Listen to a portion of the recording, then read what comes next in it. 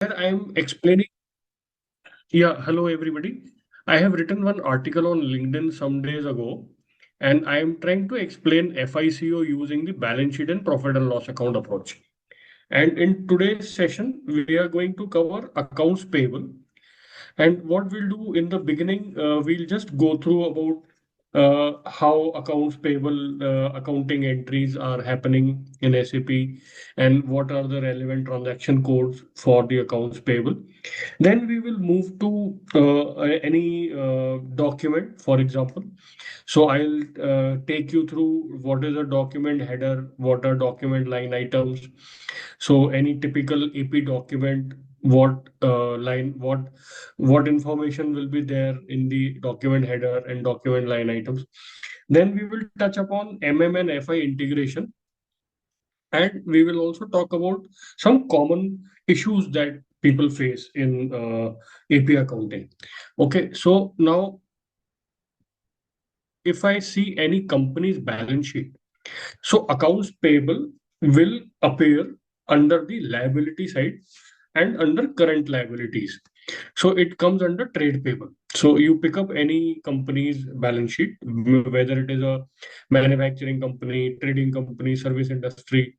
So anywhere. So trade payable are there in the AP. The AP is referred as trade payable. Now going in more detail on trade payable. So in this uh, PowerPoint, I am covering each and every line item of the balance sheet. So you can, if this article is already there on LinkedIn, you can go through, and there are other topics also. But today we will cover current liabilities, and under current liabilities, we are going to cover trade payable. So here, what I am trying to explain that what are trade payables? Trade payables are the AP or vendor from whom an entity has procured goods or services.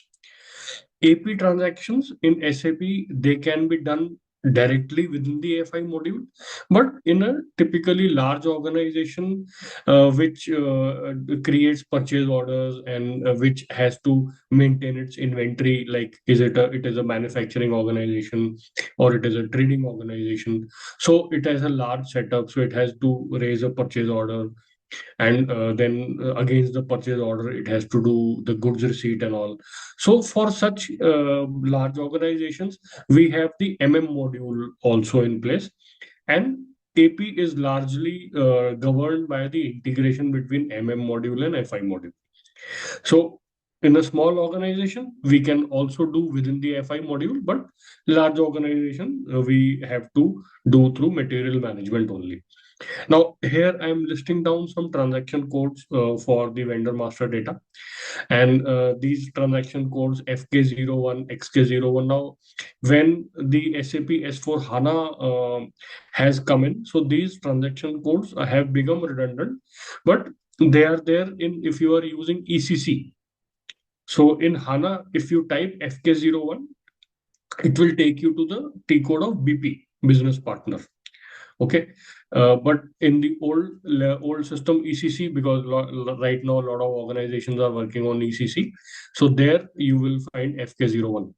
And then for doing transactions, so we have, for doing anything in SAP, we have got a transaction code. So if we are booking anywhere supplier invoice directly in the FI module, we will use FB60.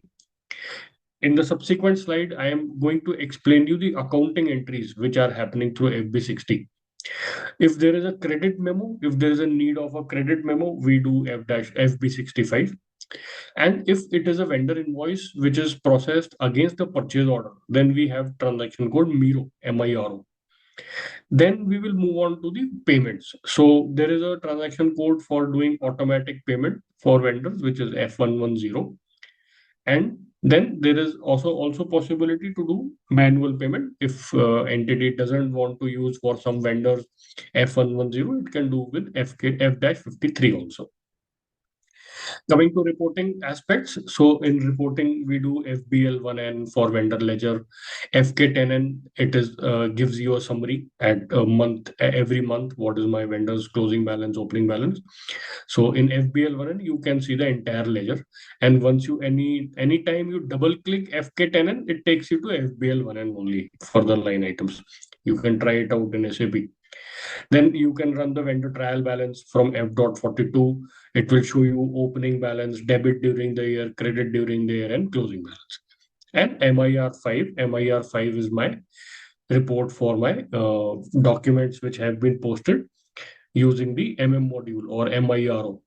That gives me a list of all the invoices. Okay. Now, certain things are there in configuration, AP module configuration. So, for example, vendor account group, we can categorize vendors into different account groups like capital purchase vendors or operating expenses purchase vendors, employee vendors, or statutory payment vendors. So SAP gives you flexibility to create as many vendor account groups as you want. And under the vendor account group, you can also restrict that for any vendor account group, you want what field to come in the vendor master. So there is a field status group setting in which you can do for each vendor account group. And at each vendor account group, you can restrict the authorization that a certain set of employees are able to access only capital goods vendors. Certain category of employees are able to do only employee vendors, right? So creating employees as vendor is also a preferred industry practice because that helps you in booking all the employee reimbursements, and it helps you in making automatic payment to your employee claims. So it is, but it is not used for salary processing because salary processing is something confidential. So every employee salary is processed through a separate procedure, not in the not through vendor. But reimbursements, yes, reimbursements we process through this employee vendor account. And you can also define number range of a vendor using vendor account group. Each vendor account group can have a separate number range interval. SAP permits that. Coming to reconciliation account, so if you see any company's trial balance, so in the trial balance, if suppose an entity is having 1,000 vendors, so in the trial balance, all those 1,000 vendors will not come. What will happen? And when you define the vendor account through business partner or through old system FK01, there is a field called reconciliation account. Reconciliation account is the GL account in which the when the entry is getting posted to the vendor, simultaneously the entry is also updated in the reconciliation account, whatever has been defined in the master data, vendor master data. So when the entry is happening, it goes to both the places.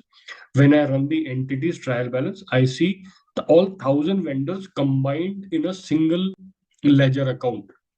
Okay, so we can have multiple ledgers like we for capex vendors, we can have a separate reconciliation account, opex vendor, separate reconciliation account, employee vendors, separate reconciliation account, or statutory liability vendor. So statutory liability, for example, TDS payable or input GST payable or any customs duties there, customs duty payable. So we create those as also as vendors. So that also helps me when I'm doing the payment. So it can be handled through the automatic payment run.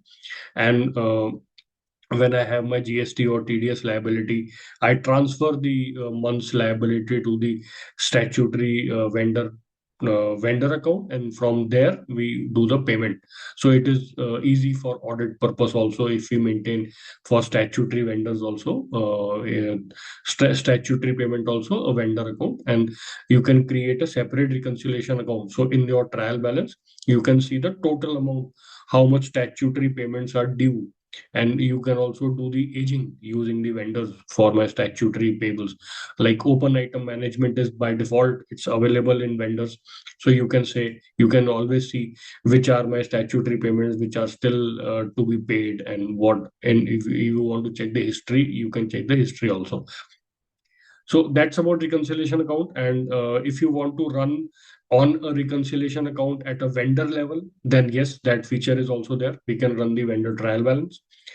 And special GL indicator, like it is used for advances or security deposits. If I want to give any vendor any advance, or I give a vendor any security deposit, so it the whatever entries I do using a special GL indicator, those entries get posted in a separate GL account. They don't go and merge with the reconciliation account which is there. So the advantage is, like security deposit, it is not my vendor liability. It is a kind of a non-current asset. So if I use, like I'll give you one example. Like there is a landlord. I have taken my office premises from the landlord, and I pay landlord bills for rentals. But in the beginning of the rent contract, I had to give him some security deposit also. But security deposit is not my current liability. Okay, security deposit is my non-current asset, because it is receivable after a period of 1 year, when we normally we have a long-term contract for rental premises. So in those scenarios, we use special GL indicator, where we can track the security deposit in the same vendor account, but it gets posted to a separate GL account. And in my trial balance or my balance sheet, when I make, I can track it separately, and I can track it at vendor level also. Both types of flexibilities are there. Then month end, there is a foreign exchange revaluation which happens, and we'll not cover that in this session because then it will be too much. But system does the revaluation at every month end. It will compare the any foreign currency vendor which has been posted against that, what is the current exchange rate, and it will pass the foreign exchange revaluation entry. Then coming to withholding tax, so it is very important to maintain vendor master correctly, the correct withholding tax codes and withholding tax type in the vendor master. So when we are booking any invoice, then the withholding tax gets deducted automatically. We don't have to do anything manually here. Based on the base amount and the relevant TDS section, it will calculate the withholding tax automatically, and it will also do the posting, because GL accounts are also defined in the withholding tax configuration. Okay, anybody, any comments as of now? Any questions?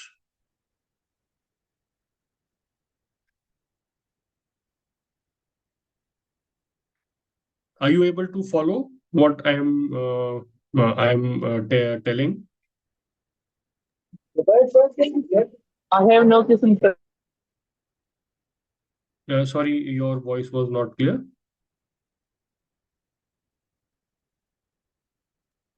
No questions, sir. No. Okay, we'll move on. Then here I'm trying to explain the accounting entries which are happening when various kind of transactions are happening in SAP. So first accounting entry is the MIRO, MIRO. So here I am what a system will do is, it will debit the GRIR clearing account, it will debit input GST, and it will credit the vendor, credit the withholding tax payable. FB60 is vendor invoice booking without a purchase order. So expense account debit, input GST debit, and vendor credit, withholding tax credit. Then coming to payment, when we do the vendor payment, then the vendor account will be debited and my bank outgoing clearing account credited.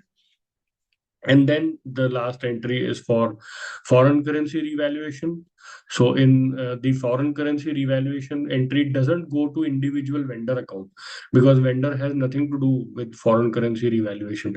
It goes to a separate vendor control account. And whatever is the difference between your book exchange rate and closing exchange rate, so it might be loss or it might be a gain. Accordingly the entries are posted.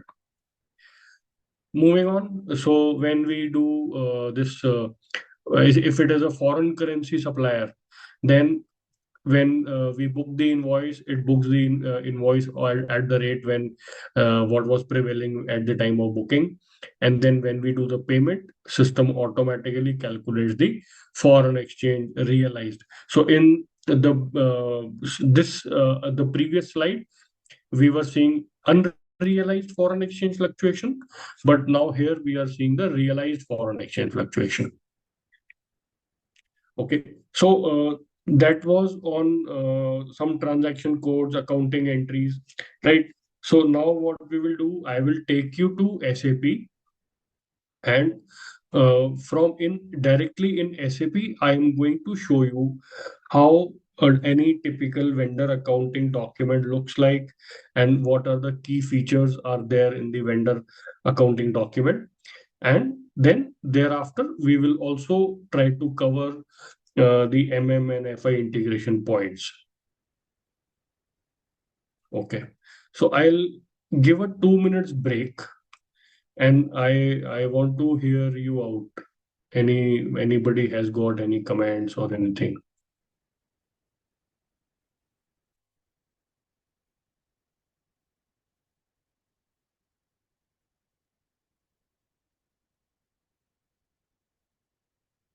Any one of you, if you want to speak. Otherwise, after 1 minute, we'll again continue with the session.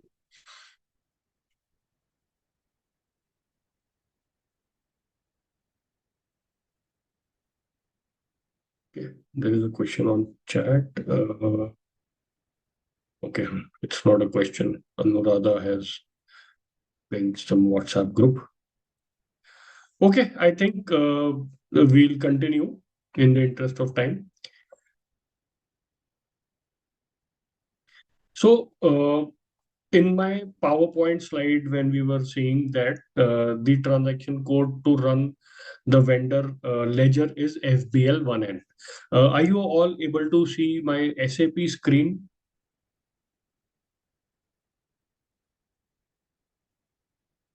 Can anybody confirm, please? Yes, sir, it's visible. Yes. Okay, fine. So this FBL1N is my vendor ledger. I have not done anything. I've just gone here and I have done FBL1N here. So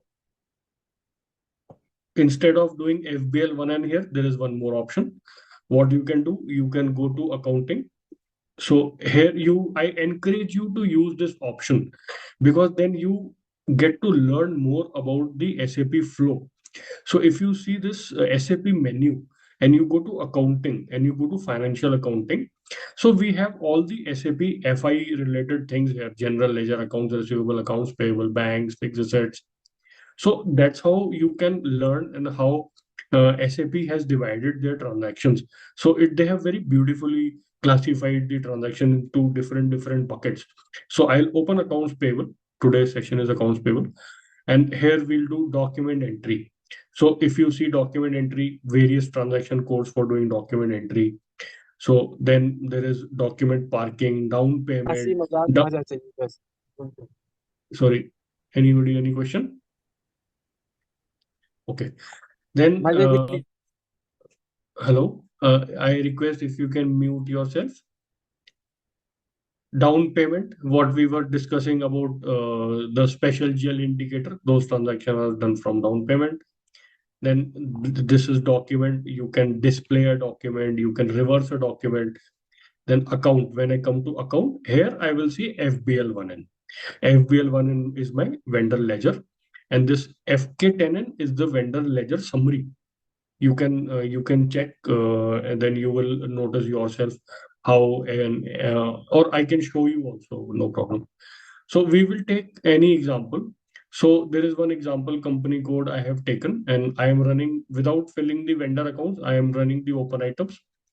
So in this company, okay, there are no open items, because uh, everything has been cleared. So if no open item means there is no outstanding payment to any supplier. So if I'm not finding anything here, then I will go to all items also. So if I click on all items, it is going to show me everything what has been posted in the vendor account till date. And when I'll go back, and if I go here all item, then logically I should put the posting date interval that I want to see the transaction from what date to what date. Okay, I'll execute without, I'm not filling any date. Anyway, it is a test system, so it doesn't matter. So here you see, we'll go to any KR document type. So, and after that, we will also go to one RE document type, and I'll explain you what is the difference between KR and RE. Okay, so we'll double click on the document and we'll click on the column document overview. So if you see, this is the accounting entry that has happened when this is an accounting entry which has happened without a purchase order. How do I know it is without a purchase order? I come to know from the document type. So what I'm going to do very briefly, I'm going to explain you what is a document header and what are document line items. That will give you more understanding on how things are running in SAP. So whenever I'm passing any vendor invoice, so I will enter certain header level information. And a lot of times many of these header level information come automatically. Like for example, document type.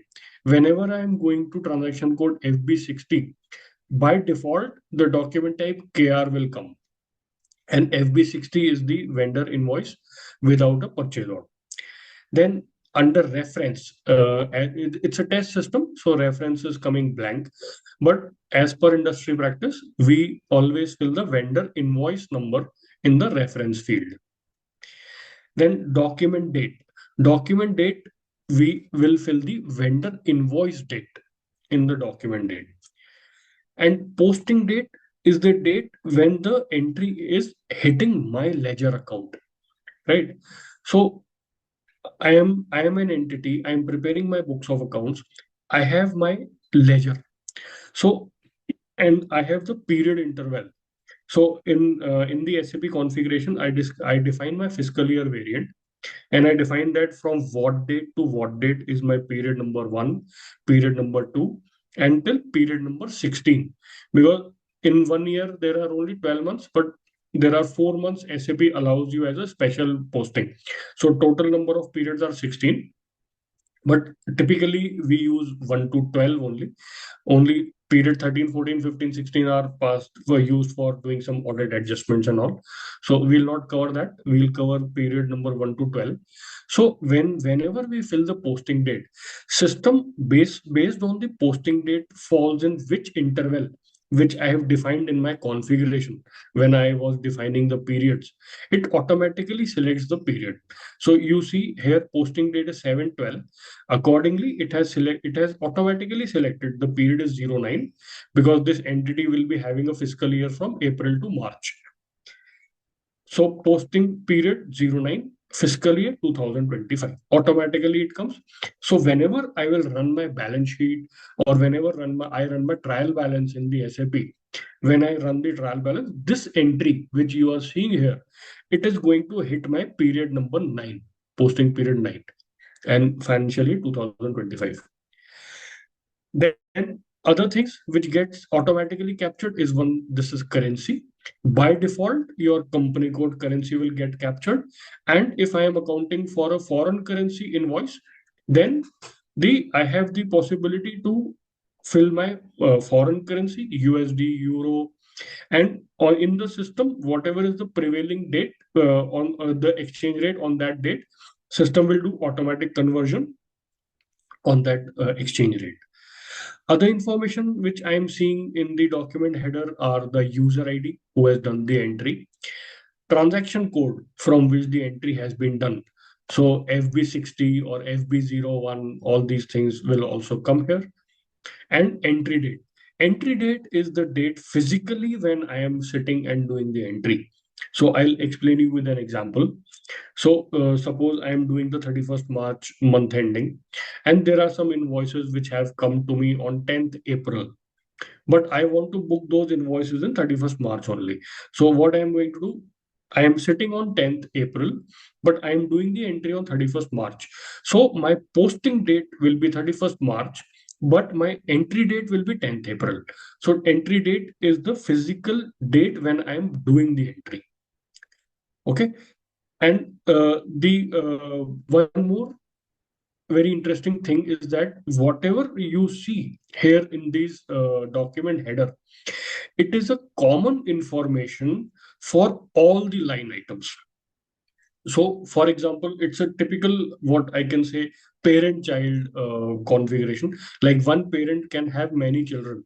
Okay, so for that child, the parent is going to remain one only, right? So in this, all these line items, right now we are seeing only two line items. There can be 100, 200, maximum SAP allows 999 line items. So just imagine if this entry is having 100 line items for various expenses or withholding tax or input GST. So whatever I have filled in the reference, whatever I have filled in the posting date, all that is common to all the line items. And whenever I run any ledger report, then against that, all those 100 or 500 line items, I can see under each line item, I can see this reference. So that it helps me in analyzing my accounting entry whenever I am doing any expense ratio analysis or anything. So we can see which invoice number, what is the posting date. Okay. Okay, so this was document header. Now we will go to document line items. So in line items, what I have, so one very important thing in line item, okay, one is this, each line item will have a serial number. If it has 800 line items, we will see 800 serial numbers. Then there is very important thing called posting key. Posting key is something which determines whether my account has been debited or it has been credited. So there are a separate series of posting keys available for vendors, for customers, for assets, for GL accounts, right? And for material posting. So if you see this posting date, I'll just click here and I'm clicking on the drop down option. So there is a list of posting keys which are there in my system, right? So there are some posting keys for customer debit. 01 to 09 are the posting keys for customer debit. These are standard SAP keys. So I'm not talking about 0A, 0B because these are not standard. These are people have created on their own. But SAP standard 01 to 09 for customer debit, 11 to 19 customer credit, 21 to 29 vendor debit, and 31 to 39 vendor credit. So these are the various possibilities where I am going to debit or where I'm going to credit my vendor. So here in this example, you are seeing posting key is 31.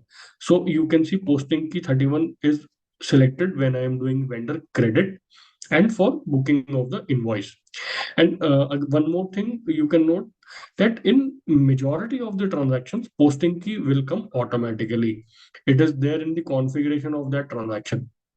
So we use this, we must have this knowledge of posting key so that we can analyze a document. So by seeing the posting key, I know that this line item is for vendor because the posting key is 31 and it is vendor credit. That is why I am seeing a minus sign here. So in SAP, debit and credit are written like minus and plus. Plus is debit, minus is credit. Okay. And then if it is a GL account, then the posting key will be 40 for debit and 50 for credit. So I am seeing this entry. I can understand that this is 40. 40 is when I'm debiting my GL account. So this is raw material GL account. Logically, they should not have done this entry using purely finance module because raw material is a part of an inventory. It should have been done using a purchase order, but it is a test system, so they have done.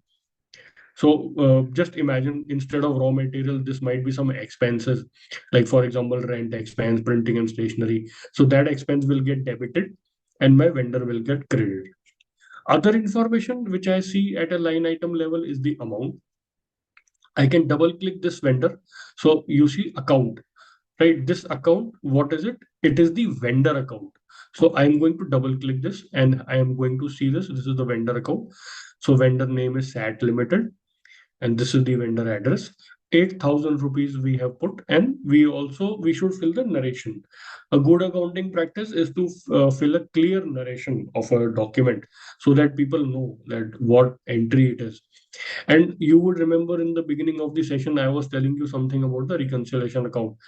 So if you see this entry, you see the vendor account here 2114, and here I'm seeing the reconciliation account or the GL account. So when the entry is getting posted in this vendor, simultaneous entry is also getting in the GL. And this is what is the reconciliation account when I am running the company's trial balance, entire company's trial balance. Then I am not going to see 2114 in the entire company's trial balance. I'm only going to see 101. What is the opening balance? What is the debit during the year, credit during the year? What is the closing balance? So I'm going to see 101. And this 101 is coming automatically. How? That also I can quickly show you. If I double click this, it is going to take me to the vendor master data. So I'll select everything. I'll press enter. So you will see it has taken me to the BP. The T code is BP. So you see here redirecting to BP as transaction FK03 is obsolete. So this has happened once we have transformed from ECC to SAP S4 HANA. So this transaction code has been changed. Now you see here these people who have experience with FK03, they can very well recognize these fields. All these fields were there in FK03. My vendor address. Then here is the email ID which I can maintain for the vendor. Phone number, email ID. You see here, this is the email ID. So if whatever email ID you maintain here, whenever we send any correspondence or any remittance advice, it will pick from this field and it will send the remittance advice. Other information like bank details. So you see here payment transactions. Here we can maintain the bank details for the vendors. Control data. Then if the vendor, it gives you possibility to maintain any trading partner you want, you can maintain here. Address overview, identification. So it gives you multiple fields to be put. So like we can put the PAN number of the vendor or GST number of the vendor in the vendor master. There are well-defined field. We see here legal data. So in legal data, we see vendor general or vendor. Here. So tax number, we can put the tax number here. The GST number can be put here. And it also depends on entity to entity. Each entity can decide to maintain different fields for different information, it is flexible for you. Now, when I go to company code, you will see here. So in company code, you see the vendor account management reconciliation account. So this was 101, which I was talking about. So it is mandatory for having any posting to have a reconciliation account in the BP master. So that's what we see here. So here is the supplier ID 2114, and here is the reconciliation account. It is very important to understand the concept of reconciliation account. So that is why I am explaining you again and again. Then I was telling you about withholding tax information. So we maintain withholding tax information over here, right? And there are many other fields which we can maintain here. So tolerance, you can read more on the internet about what are vendor tolerances. Then house bank, this is the house bank when I do the automatic payment run, where then the payment to this vendor will go from which of my house bank. Like I can have multiple bank accounts. So by this it will determine that from which bank the payment is going. Another important field is payment terms. In the configuration, I define the payment terms, and from the invoice date, it calculates the payment. Okay. So this was some brief overview on this vendor master data. Now we'll move to another set of entry. And this KR, as I told you, the KR entry is for without a purchase order. Then this RE, if you see this RE, double click this RE and again click on overview. So what we are seeing here is GRIR clearing account debit and vendor account credit. So why this GRIR? So briefly, I'll move one step back. So when we do the GRN of any purchase order, then entry which gets posted is if it's a inventory related purchase order, then inventory account will get debited, raw material inventory or trading goods inventory or whatever inventory configuration we have. So inventory account debit and GRIR account credit. And when I do the supplier invoice verification, then my GRIR account will get debited and vendor account will get credited. In this entry, we can have withholding tax also, but this is a very simple posting, so we are not seeing any withholding tax. But other information you see is the header information is the same what we discussed in the earlier without PO invoice. Document number or gets automatically generated. Document date, posting date, company code, fiscal year, period, reference. All this we have already discussed. Currency, and then this is the line item information. So in this again, vendor account, reconciliation account, amount, narration we should fill, right? And then this is the GRIR clearing. So this is how we see a typical vendor document once it is posted in SAP. Now, uh, okay, I'll give a 2 minute break, and if you have any questions, we can take your questions.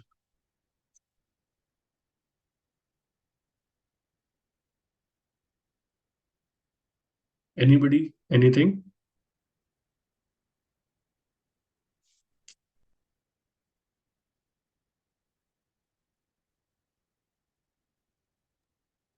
Sir, this thing you are doing in Excel or software of SAP? SAP, SAP. I'm showing you directly SAP screens here, not Excel.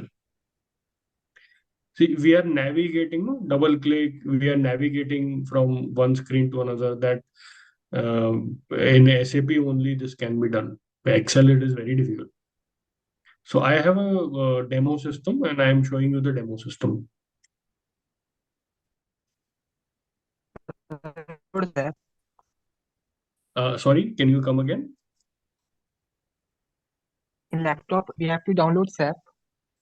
Yeah. This is my personal laptop, so I have downloaded SAP here. There are some agencies which from whom we can rent SAP license. So I have taken from one of those agencies this SAP license. It's a demo system, Okay. right? So you can play around. Okay. Okay. So we saw this RE entry. Now I'm also going to show you one KZ entry. So KZ is the document type for vendor payments, outgoing payments. So if you see here document header, then KZ, you can see the vendor document type is KZ, the name is vendor payment. For you can also do a drop down here and let's quickly see what is the description of KR and RE. We can see it here. So KR, what is KR?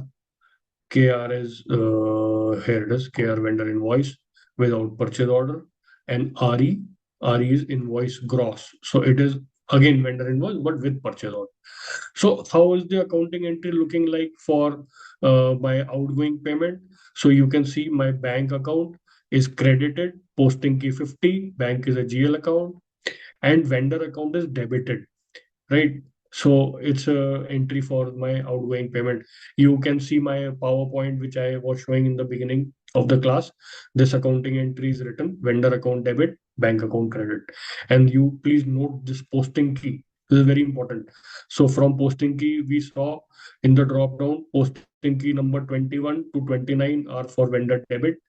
So that's what we are seeing here. So 21 to 29. So 25 falls in this range, outgoing payment. And it comes automatically. When I do the payment from F-53 or F110, this will come automatically. There is somebody's chat message. Any questions? Good morning, sir. I'm leaving a meeting. No problem. Ranpreet, continue, please. Continue for your office. Thank you for joining. Okay.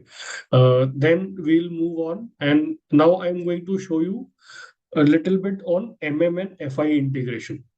So RE document, what does it mean? It is a vendor invoice for against the purchase order. So I have so what I normally do, I double click on vendor FBL1 and line item, then I click on this call up document overview. So I see the accounting entry. Now I'm double click on this GRIR. So you see there is a purchasing document number. So I'm going to copy this purchasing document number, Control C, and I'm opening another session, and I'll open ME23N. ME23N is the transaction code to display a purchase order. So I'll go on ME23N and I can click here, other purchase order. I'll delete whatever is coming here, and I'm going to put my own purchase order here. Enter. Okay. So this you see, this is the WE. So system, again, everything is SAP standard.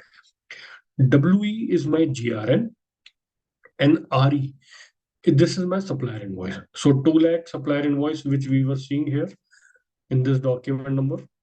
So this is my supplier invoice, okay, which is this your vendor credit GRIR debit. And this is my GR document. So they have created one purchase order.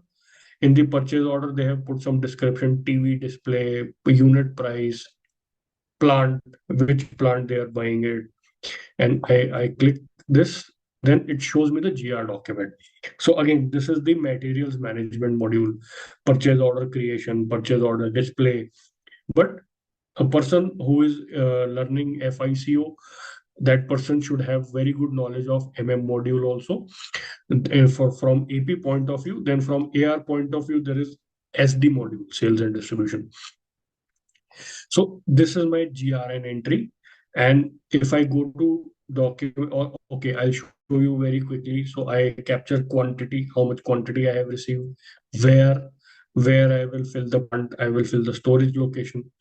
Then I go to purchase order data. It shows me the purchase order number.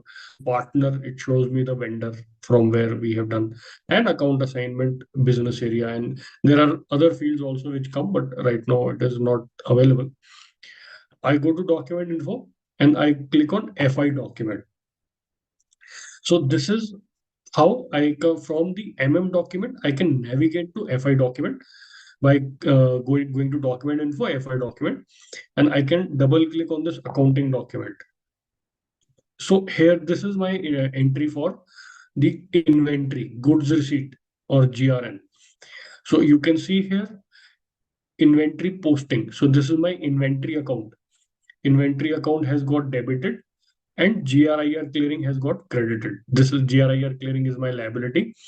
So this is the same GRIR account which got debited when we did the vendor invoice. So you see this entry, this is GRIR credit.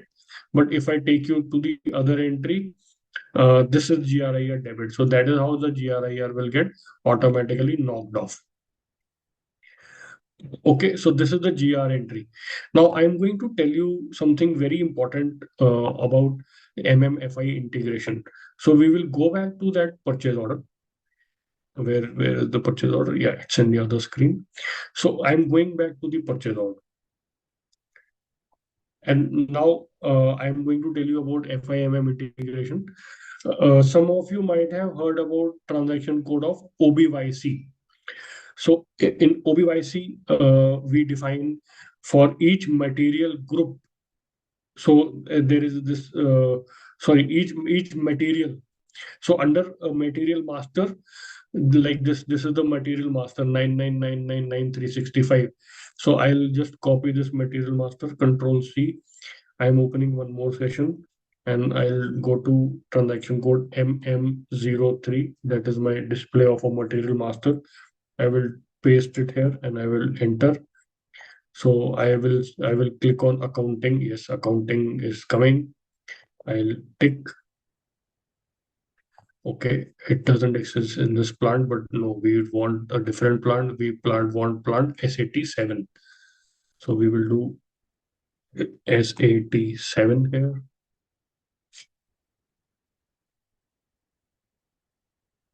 Okay, I'll directly go to accounting. So in the accounting, you see something called valuation class. Okay, accounting one.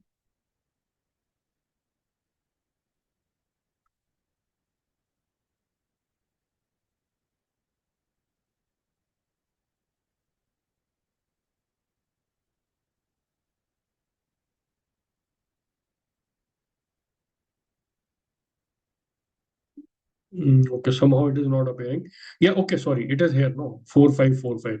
This is the valuation class. So if you see in OBYC, you can read more on the internet about OBYC. So under each valuation class, I will define the GL account. When I do the GR posting, then where the GR posting entry will go based on the OBYC settings. So OBYC setting is only applicable when I am buying a material, okay, any inventory item. But I create purchase order for many other purposes also. So not just for buying a material, I can create a purchase order when I am buying services also. And services we take as a OPEX, operating expense. We don't take it to material, or we don't take it to capital goods.